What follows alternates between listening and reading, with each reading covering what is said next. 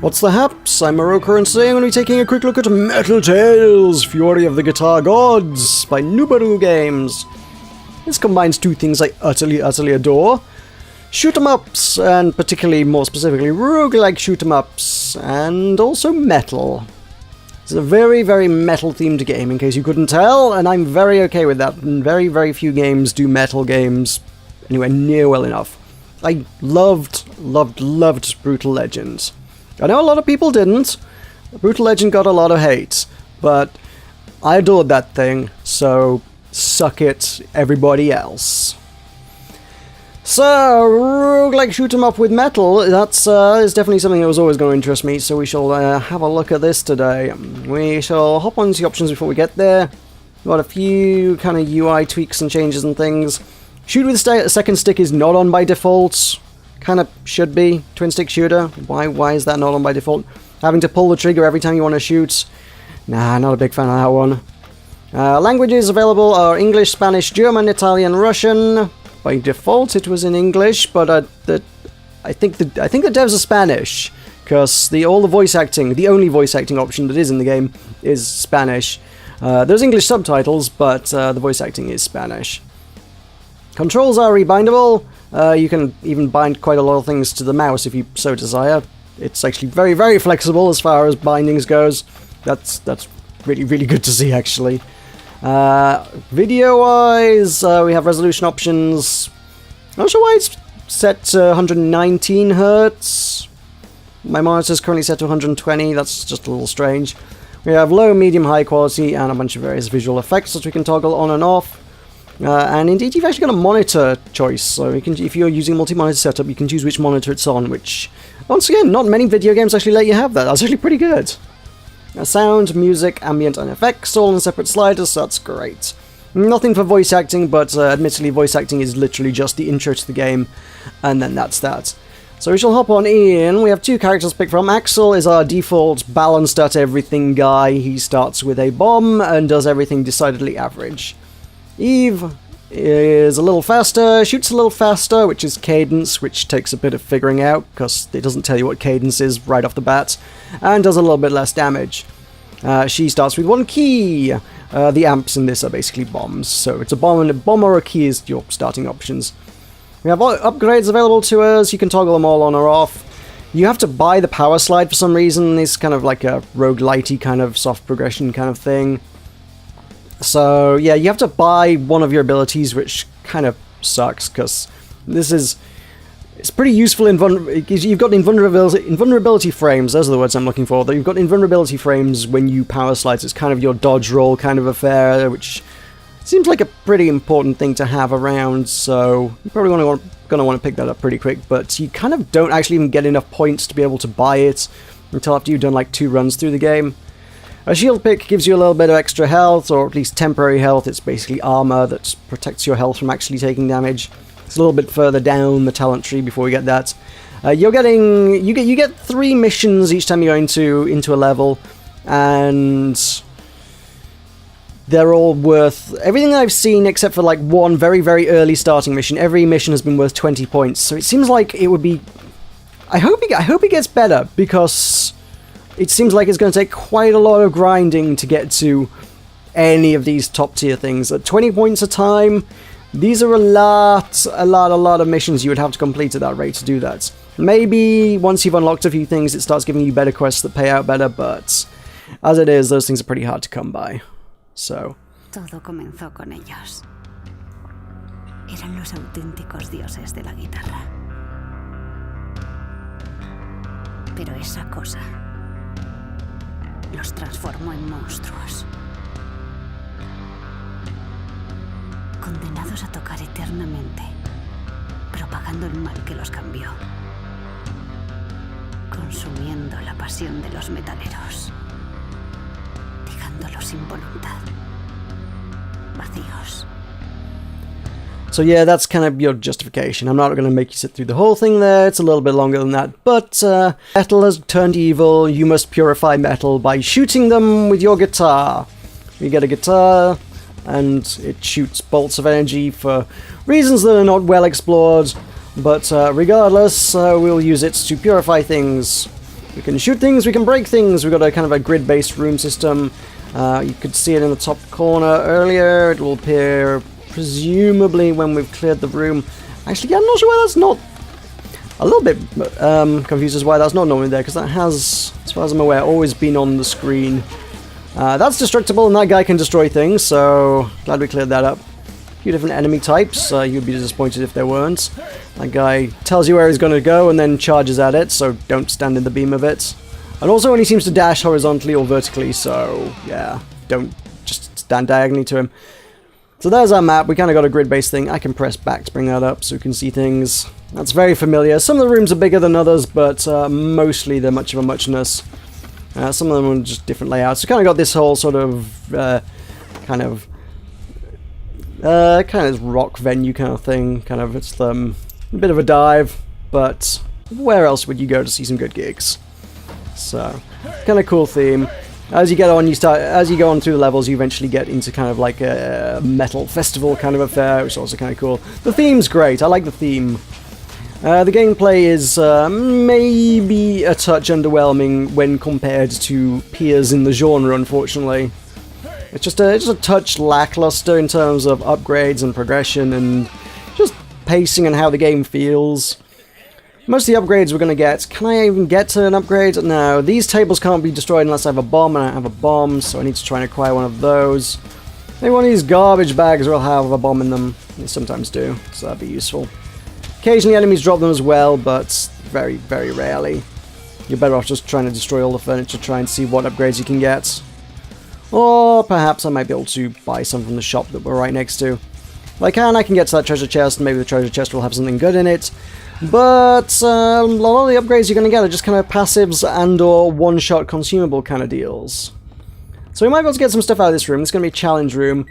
Step on this, fill the bar up, that initiates the challenge, and things are going to come out of the hole in the middle of the room. And we get a timer. If we can defeat each round within the time limit, we get a thing. So get a coin there. It's kind of, I think it's kind of random what you get, to be fair, as well as kind of the enemies. So sometimes it doesn't give you much time and a lot of enemies to kill, and other times it's fairly easy. This is the first floor, so I think it's always going to be reasonably easy. So kill him, get the coins. Coins will let us buy things, which is great.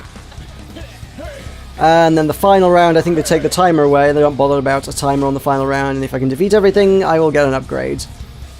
So the first few rounds of this, you do need to do it within the time limit to get the kind of, what I guess is the minor loot. And then if you can defeat everything, regardless of time limits, if you can defeat everything, you kind of get the better loot. But you want all the loot, right? So I've got that. That is Dungeon Blueprints. Many Bothans died to bring us this information. This is a very referential game. Normally they're more metal references than that, but hey, we'll still take references. We got power-ups. What have we got? We have got... It doesn't really tell you what they are, so it's one of... Well, to be fair, a lot of roguelikes don't often tell you what things are, so... I know the one in the middle for 2 coins lets me do kind of like a radial shooty thing that kills things all around me. I think that's what that is anyway. I don't know what the other 2 are. That one's really expensive. I don't know what that is for 20 coins. That better be good. And the metal shop for 6. Don't know, can't really afford them. I've also got a jukebox up here. Jukebox, you can actually put coins in. So I got 4 coins. I could put them in the jukebox and change the tracks. And we can listen to different metal. The problem is I feel like that's kind of a wasted opportunity. Because the moment you leave the shop, the metal stops playing. The metal choices that you picked on the jukebox stop playing. Whatever's playing in there just ceases. So, and also, each time I go back into the shop, a different track's playing anyway, which is exactly the same effect that putting a coin into the jukebox has. So, while that could be a really great way to discover music and bands you've not heard of, and I feel like that would be exactly what that would be for, that's kind of actually not how it really plays out in the end. So let's try kiting these guys around the room and try not to die too horribly to them. Because it's a very small room. The small rooms are almost the more challenging ones because there's very little room to play with things. But yeah, I could be listening to the music that I put on the jukebox here and discovering new tracks. As it is, you have to sit around the shop not playing the game to listen to those tracks. And also, I can just change the track by leaving it, so the whole jukebox mechanic is completely wasted, unfortunately. So there's kind of, I think there's one of these on every level. It's kind of just a freebie gift item room, which is plus shot speeds. A lot of the upgrades we're going to get in that fashion are going to be just passives, unfortunately, which is unfortunately the least interesting kind of upgrade. We have got all the things. Have I got all the things? I've got all the things. Which, dang it! I didn't get a single bomb out of this floor. That's very disappointing, because that means I can't get to that treasure chest that's back there. Because that's the only way I'm going to get in there. So, we should probably go in and do a boss fight now. Oh, it's Spidey Boss. The one boss I don't think I managed to kill yet, actually. So I may die here. That could be a thing. So, I got my consumable item, and I was saving that for the next floor because I'd already seen most of this floor, so that's almost going to be a wasted opportunity as well. I think I can... Oh, maybe I can kill this guy. I can't remember if I've killed Spider Boss or not. I think maybe I have. Maybe I have. I pretty much know the attack pattern. Kind of does this, which as long as you keep moving is fine. And I'm the faster character here, so it's not too bad. Also, my power slide I think get really hairy. Woo! Which I've just not been using. I haven't thought to use it because I was kind of just like not introduced to it. Because I had to unlock it, so I spent 2 runs of the game not having a power slide till I unlocked the power slide. So I just never got into the habit of using it. And also just really not found many opportunities to use it. It's kind of the problem with like using a lot of things in this game. Like the abilities, the consumable things even. The consumables, they're one and dones, and as is often the way for me, and I think for a lot of other people, if they only give you one shot of it, it's like, well, I better save it till I definitely need it. At least the map in this instance, I can say on the next floor, at the start of the next floor, I will use it. But if it was like a really powerful, oh, you gain freeze shots for 1 level, I'll be like, oh, well, I'll save it to when I definitely need freeze shots. And that time may never come, and I may never end up using it. I think where peers in the genre, perhaps most obviously Binding of Isaac, where they really excel is just combining really, really interesting and unique effects to make your character do all sorts of crazy and interesting and cool, new, exciting, novel, unique things that make every run totally different. As it is, every run of this for me is played out pretty much the same, because you have a guitar and you shoot things with your guitar, and it really never varies too much. After each boss, we're going to unlock one of our band members. I think this is also at random, so you get 4 of them. I think there are 4 main levels, you unlock 1 band member from each, and then you go on to the final boss thing. So this one heals me. That's the one healing one, which is kind of cool. So if I get low on health, I can summon her, and she will patch me up. I still don't have a bomb, so I still can't... They do let you go back to go get that other chest, but I don't have a bomb, so it's no use. Cool. So, yeah, it's, this is going to play out very similar to the last one. We're in a different club, but yeah, I've gained out of the entire level nothing terribly interesting. You do pick up guitars, and the guitars let you fire slightly different shots. I think I found speedy guitar twice, so there's clearly not a wide variety of different guitars in there. There's one that lets you fire like a barrage of shots, like a short barrage of shots. In fact, I should use my ability. There we go. Now we know where everything is. Cool. I can see where all the things in the level are. And ideally I should be heading towards the present, I guess, because that'll make me OP, right? That's how these things work. So yeah, there's one that's fired a barrage of shots, but then it has kind of a cooldown between shots, which is that was slightly different, but still not dramatically different to everything else in the game, like at all.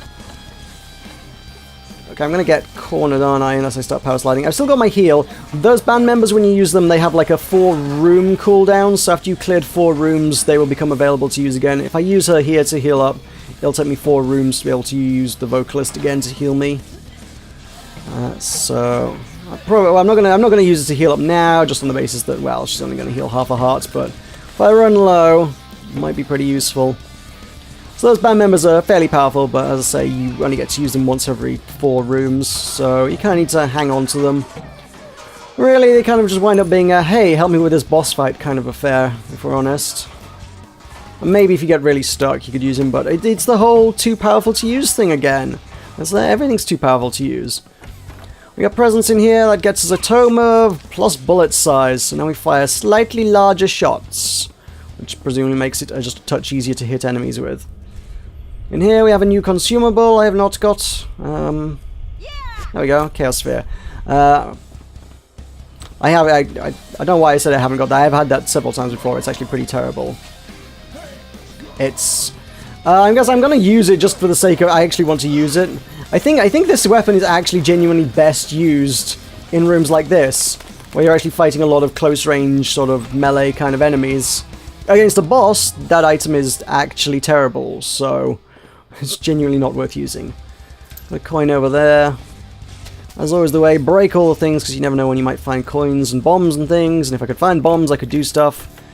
I have now used all my keys, so I can spend 6 on getting frost strings, which are kind of cool, 3 on bombs, which I might want, and 2 on an extra shield heart.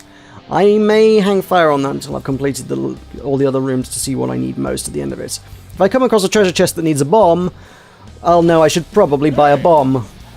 If I don't come across such a thing, then maybe I won't. That's how that one's going to go.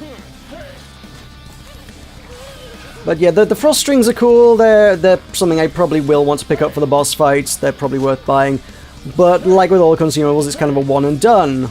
It's something that it sounds like it could make you really good. It's like, oh, this would change how the game plays because now your bullets slow enemies slightly. Yeah, but it's only for one room. Which, well, okay, it makes that one room a little bit easier, but after that, we're back to the same old gameplay.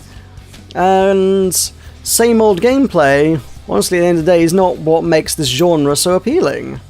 People don't come to play roguelike dungeon crawlers because every run is the same.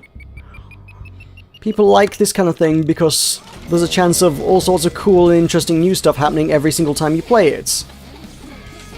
And I'm just not getting that here. I mean, it could be that the stuff really hidden. That seems like a thing. Things are always hidden well in this kind of genre, right? Right? I'm not getting that impression. I don't get the impression that anything has been particularly hidden in this game. I've not found anything to lead me to believe otherwise. There's nothing that's like, oh, this seems like this could be a hidden wall. If only I had a bomb to unlock it. There's not really that. There's very obvious walls that require you to bomb to unlock them. Yes, there is that. We've seen those. But there's no secrets, and there's nothing really cool behind it. There's a chest, but there's not an unreasonable chance that if I open a chest... Yep, I didn't fail that round, so I didn't get the loot. There's a very real chance that if I open a chest, it might just have a coin in it anyway. I found that. I found a really horrible trap room earlier. It was a long gauntlet of all sorts of things that was really difficult to dodge, and I failed to dodge them particularly effectively. I just really didn't manage it. Took a bunch of damage. And at the end of it, there was one single solitary coin. Well, suddenly, that trap room just, like, didn't seem in any way, shape, or form worthwhile or appealing at all. I'm taking a little bit of damage. Let's heal up. There we go. There's my vocalist. A lot of enemies in here that I've not dealt with well. And I don't even have any bombs to try and deal with them. I should be power sliding is what I should be doing. I might be able to dodge things if I power slid. Yeah, that probably works quite well. Well, I hope they give me health at the end of this room. I actually would have died if I hadn't healed up, so that's actually really good that I did. Good timing on my part. Go me. I think we've almost got there. See what I mean about sometimes the rooms kind of work out okay, and then other times they throw like a lot of things at you in no time to kill them in. This room was messy. This room was messy. So we unlocked a Battle of the Bands, which honestly I don't think is a great item. As far as I can tell, it just takes you out of a boss fight. And for some reason my frame rate just utterly tanked there. And now it is back. That's not happened before, but I guess that's the thing that can happen. So yeah, the vocalist will now take a few rooms to recharge, so if there's 4 rooms left in this I might be able to heal up before the boss fight. Otherwise I'm going to go into the boss fight, probably take some damage, and I can use my Battle of the Bands to get out. Battle of the Bands will warp me out of the boss room back into the dungeon, which would be okay if I had left a lot of health lying around on the floor in the dungeon, but if I have not, it's really not going to achieve a whole heck of a lot. So any health down there? Any health in the garbage bags? No. No, I don't think so. That could probably be destroyed for something fun, but maybe it wouldn't be anything good. Who knows? Who really knows? Where have I not been yet? I have not been to the right, and then down 2. There it is. bin there, or keg. Oh, it's a keg room. These things are... I always seem to take damage in these rooms. These rooms are conducive to me taking down... Nah, I wasn't even watching what was happening there. That was a goof. I goofed. I definitely goofed. But this room also has quite a lot of breakables, and breakables often mean items, so could work out in my favor. It's possible. I might get a lot of health out of this. I need a key to get into that. That's okay, I do have a key. I was afraid I might need a bomb, but I don't need a bomb. Let's crack that open so we can get a treasure chest, see what great loot we can get out of it. It's a battle of the bands. It's fine. Okay, I didn't want it anyway. Well, the room's complete. I got no loot for it. Seems to be entirely arbitrary and at the game's whim as to whether it's going to give you any loot for defeating a room or not. But yeah, there's health. See what I mean about this? This is just... I guess it's good to find these rooms, but I wouldn't say this was a good mechanic, you know. Sitting here just breaking kegs in the hopes that random chance is smiling upon me and it will have some health inside it because I'm about to go into a boss fight. It's not compelling game design. Useful in terms of progression at this stage, but definitely not the most compelling game design I've ever seen. Great! Cool, I got a bomb out of the room and I got a key out of the room, and none of those things are terribly useful to me. We can have a look at the shop, and I can buy myself much better items. Certainly, I can buy myself... Actually, I can buy all the things. I definitely want that. Frosted strings will snare anything I shoot, which will be a boss in a moment. Might as well take the bomb, might as well take an extra half a heart. Cool, mission complete. Spend 10 coins in the shop. That was my mission. So yeah, those are where we're going to get our kind of our progression that get us all our unlocks. We've got 20 points for beating level 3. I think that's kind of a permanent kind of story mission kind of affair. That's been in every run I've had since I got to level 3. The other ones get checked off when you defeat them and move on to the next one.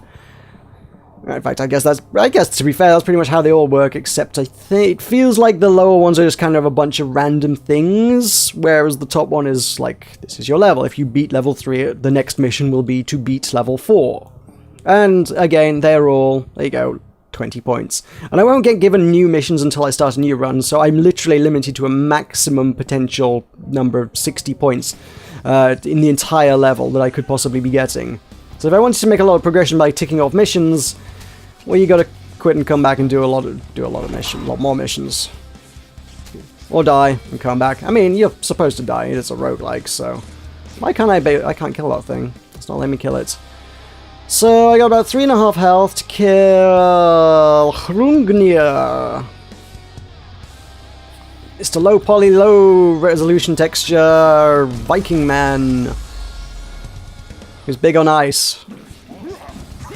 I've killed him a few times. I'm going to use my strings, because that's going to freeze him and make him a lot easier to deal with. He's going to move way slow, and he's got a lot of fast movement abilities, so freezing him's good. Admittedly, actually, the shots are kind of random. You'll notice that only some of my shots actually have an icy effect on them, some of them are just regular shots. So I think it's just kind of a random proc, but it's a fairly high percentage chance of it being a random proc on each shot. Something like 50% or more, potentially. So, it's an interesting effect, but I don't get to keep it beyond the end of the level. And it's certainly useful against this guy. Maybe in testing they just discovered that having the ability on permanently was overpowered. But I feel like there's a balance to be struck between, hey, you only get this ability for a very, very short part of the game, and you have this ability all the time. Ooh. And he's got a nasty thing where he does turn around at the last minute and fires that thing in not the direction he was looking. Gotta watch out for that one. I don't feel like he's supposed to do that. That feels cheaty on his part, honestly. So I think I'm just going to be able to kite him around. This one's pretty easy to dodge as long as you watch the telegraphs on the floor. Don't stand under the red things. He's going to do that. I could stand to snare him again if I could get a frost proc. Nope, there we go. When he's doing that, that's when you want him snared. I've killed this guy a few times, so he's not too hard. Honestly, I've not really found any of the bosses to be insanely challenging. Most of them seem to be reasonably easy to defeat. So we've got 10-finger chord, which actually I'm not sure what that one does, but hey, I got it. Next level, Nightmare Festival, free camping. Which, either way, we're here, and I have lost my frost effects. Don't get that anymore, so that's gone. We can screw the recycling. Nobody likes recycling. And onwards. So we got new enemies doing new things. We got a new style of level, which is kind of cool. I dig the continued metal theme. The theme of the game is great, but yeah, it's just unfortunately that gameplay just keeps letting it down. It's just compared to other games in the genre, it just doesn't do things as well. I'm not sure what I've taken so much damage from there, but I definitely took some damage from something. Maybe I should try to use my... yeah, there we go. That's what that does. That just does a crazy amount of damage that kills everything. Cool. I didn't know that's what that did. I should have used that at the start of the room, not at the end of the room. But honestly, I don't think I'd used the keyboard before, so I was just kind of intrigued to see what that did. Yeah, this is about the shape of it. You got your passive upgrades, you got your single use, one room and done kind of upgrades. You got permanent upgrades in the form of your guitar, which are just unfortunately really boring upgrades. Really? That's the shape of it. I can shoot a little bit faster with a speedy guitar. Great, wonderful. Or I can shoot the burst. Like I said, the bursts are kind of interesting, but that's about it. So I got a bomb that gets me to a chest over there. Bam! There we go. Cool. Ah, armor. Coin. That's cool. We can crack that open. I'm not sure what I got out of that. What did I get out of that? It was hidden behind the UI. Wonderful. There was nothing particularly to tell me what that was. I think it may have been another amp, actually. I think it may have been what I got out of it. I just got another bomb. So I used a bomb to earn a bomb. A little bland, if we're honest, but... and there you go. So what that was. This is quite a hectic room. This is where I take a lot of damage, I suspect.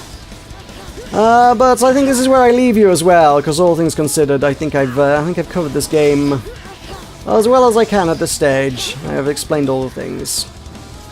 So this game is out now. This came out a few days ago on 18th of November, so it's still within launch week, therefore it has a little bit of a launch discount. Its normal regular price will be £10.99 your original equivalent, but for the next couple days it's still on 15% off, bringing it down to £9.34, and that's what happens when I look at my other monitor for notes. I get hit by things.